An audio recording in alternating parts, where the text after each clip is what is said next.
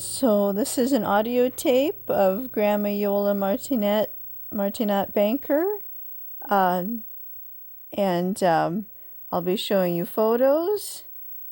Grandma Iola's on the left there, and then my mom Lonnie's on the right, and that's me. And the lady sitting down is Grandpa Bob's relative. It's either his aunt or his cousin, and I'm pretty sure it's his aunt, B. Jureka with a J, probably Beatrice Jureka, and I think maybe the shape of her face is kind of like the shape of my face, and that she has maybe Grandpa Bob kind of got some of her eyebrow shape or something like that. I don't know. Okay, so here we go. Yeah, but I think it's against. Whoops. Whatever are we going here? There we go. But I mean, it's not like sometimes you have a connotation that. Yeah, what's next thing? A gorilla band. I don't know what we're talking about. Whoops, too far. I rewind and fast forward and oh, which way did I go now? I think I went the wrong way. Sounds bad. Let's see, almost there. Sorry. There, Mockingbird. Party is rude. But I think it's a. Whoops. Let's see, it's supposed to go fast forward. Ooh, look at that one. Is that a blue jay or mockingbird? I don't know. I don't even need butterfly. Okay. Let's go. Anyway, tell me the whole story if possible. Can I start out by saying this is the story that I know about my one of the stories. Okay. Is it on? Yes. This is a story about. Oh, just when the story gets here, the tape gets all loud and crackly. Isn't that my luck? Oh, why? It's like how I hold the tape recorder too. There's like interference, I think, when I get my video camera phone like too close to the speaker from the audio tape. One of the stories. Okay. Is it on? Yes. This is a story about one of the stories of my paternal grandparents in northern Italy told me. They told you? Well, I'll just tell them. Partly they did, yeah. You mean your grandparents told you that? Yeah. When did your grandparents tell you this? Well, they don't have to know that. Well, I know, but I'm just interested. I think what what my aunt, Elsa, she wrote and told what happened. Okay, so she didn't physically, pat you on the shoulder and, tell us. She told us when we went to see her in 1951. Oh, and the war was over in 1946, so it was pretty close. Okay, so she told you when you were there. Yeah. Mm-hmm. If you can remember any details about that telling of when she told you. Just make it up, honey. Just make it up. So I'm just trying to make sure I got the right people here. Oh boy. I don't know how to fix this. It's just really crackly. What kind of angle do I have it at? Oh boy. Talking about your dad, Dante Martinat. What's paternal mean? It means on my father's side. And then his mother and father. Yeah. They were named, I forgot. Susanna and Giacomo. Godino. Martinat. Oh yeah, Martinat. Sorry. Duh. Godino. So this is one of the stories that my paternal grandparents told me. An incident, a pretty big incident, that happened to them during World War II. My grandfather was Giacomo Martinat, was very, very, very against the fascists. Is this why you hated the fascists so much? Well, yeah, they were mean and cruel, and you were not free when you were there. You had to do what they told you, and he didn't like that. And he thought that would be a terrible way to have to live under a governing fascist regime. So they were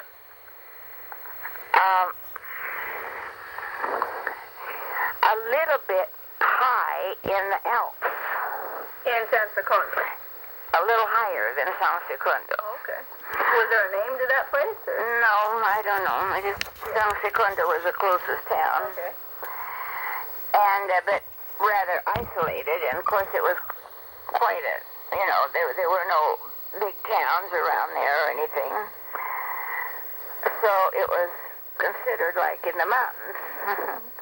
And it was definitely more secluded than where we have breakfast, than where you lived when you were little. Oh, yeah. It was, way up. Yeah. Much further up than what you can walk. Oh, really? It was. Oh, yeah. So could you walk from San Secondo up to the house? I mean, what? Well, how do you think we? I know, but I think we got there. Would it be like an all-day trek, or? Well, it'd take pretty much time. 2 hours, maybe. Now I understand. There's beautiful villas there now, and all kinds of roads and everything where there was just a dirt path. But back to the story. So he was very, very against fascists.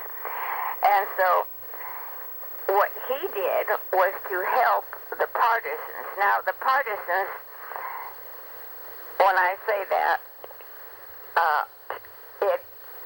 in our dialects or language or whatever, it means anybody that is against the governing, whoever's ruling the country.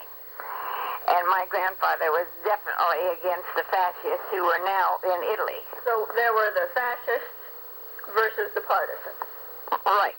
Okay. And of course, naturally, Italy was fascist because they were with Germany. And Mussolini? Huh? Mussolini too, right? Yeah, Mussolini was a fascist, of course. They were allies. And he hated it. And so whenever he could, he would help the partisans hide, because the partisans did all kinds of things to try and deter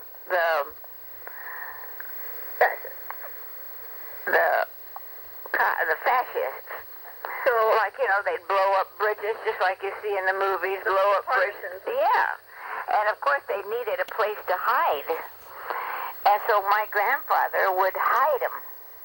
in his house? In his house, in the basement, wherever he could find a place for them to hide, while they did their things like blowing up bridges and doing all kinds, anything they could to keep them out of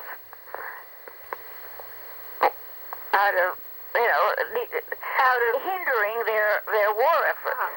Because what I'm thinking, maybe Rome and Milan were definitely, fascist, and then. Oh yeah, the whole thing. Yeah. They were all fascist. But what I'm thinking is, now we're talking out in the country. I mean, out in the mountains. And usually, it's harder to make, to get everybody, fascist in the mountains.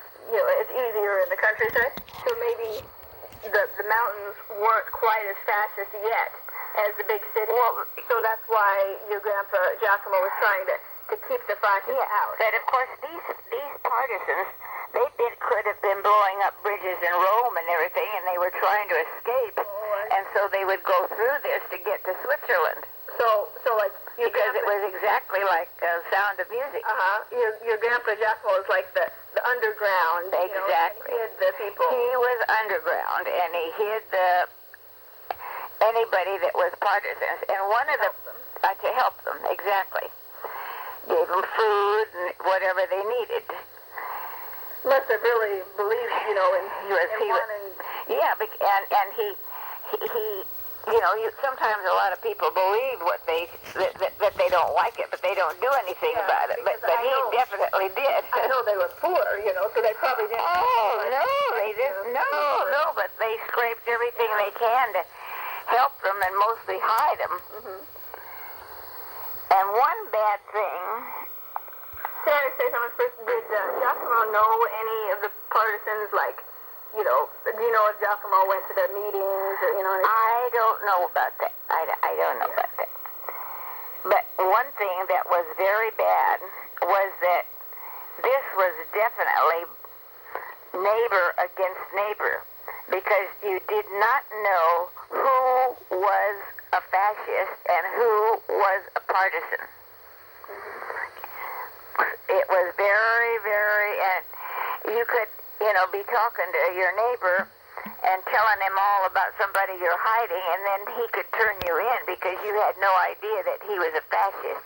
So that was really brother against brother, and it was a very bad situation in that respect. Do you know, I'm not familiar with the fascists, but I've heard fascists, like, in textbooks and stuff, and I remember I never understood it. Do you, kind of know what they wanted to do? I mean, if the fascists had complete control over Italy, what did they want? Well, yeah, they would be like a dictatorship. Okay. They didn't want the people to be free. No, they did not want the people to be free. They didn't want them to have any votes. They just wanted them to very much like a step down from communists, and I think it's, in my book, they're very similar to communism. I imagine the fascists didn't want Italians to be able to own their own land. Yeah, I think you could own your own land, but I'm not just quite sure of the difference. But whatever it was bad. Yeah, you're not free anymore. Mm-hmm. So that's my grandfather did that for quite a few years. During most of the war, then? Huh? During a lot of the war? Yeah, during a lot of the war. And they weren't called onto duty to fight? No, my grandfather was too old to fight by that time. And so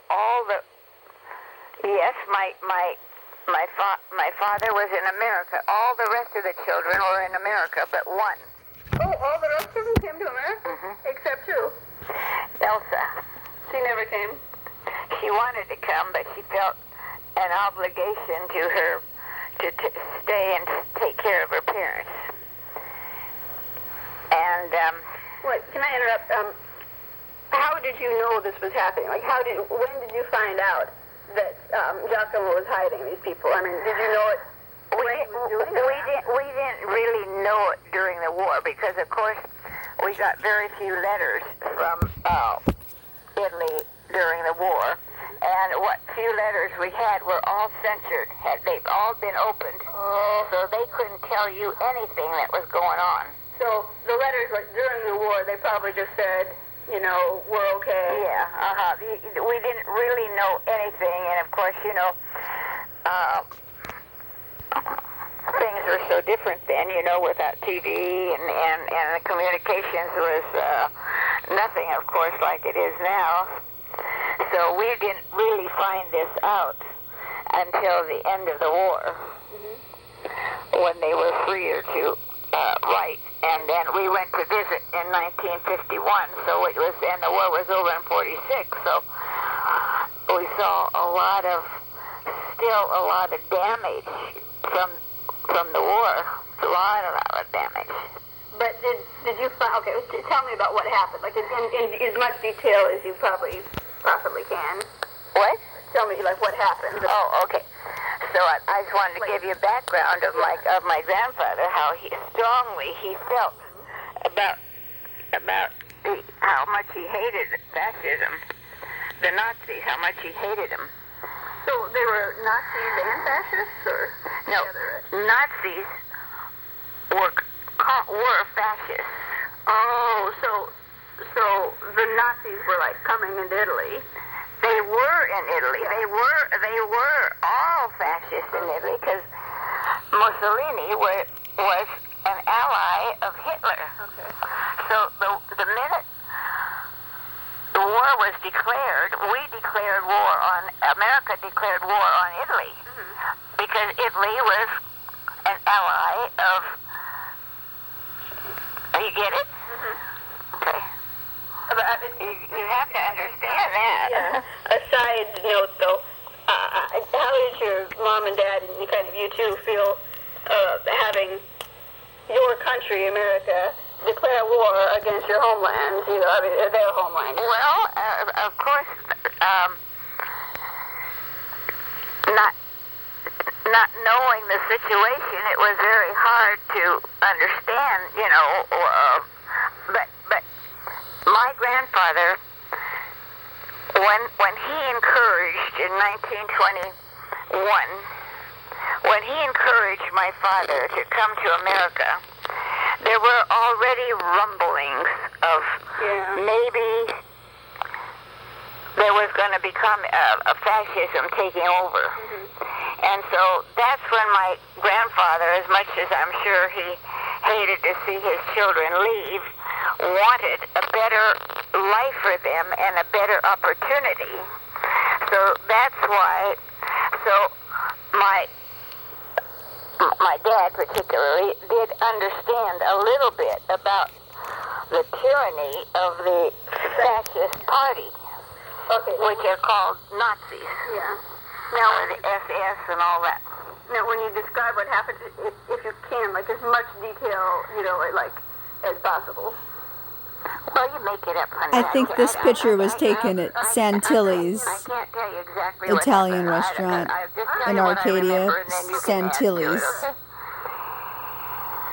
So, this is the story that my aunt told me when we actually got to visit in 1951. So you didn't know about this beforehand on the letter? Might have, but I don't remember. Okay. You remember her telling you? Okay. Yeah. Elsa. So we went to visit them, and by now they were not living where they were living when I remembered them. I was up in the mountains. They were not living in the mountains. They were living in San Secondo, in a very small little one-room place. More in the village instead up of... in the mountains where they had lived previously. And the story she told, and so my aunt and her parents, my grandmother and grandfather, were the only ones living in the old homestead house. Up in the mountains? Up in the mountains. All the other kids? All the other kids were here, there, and everywhere. Okay. Before, you know, they left, the kids left before the war. Right.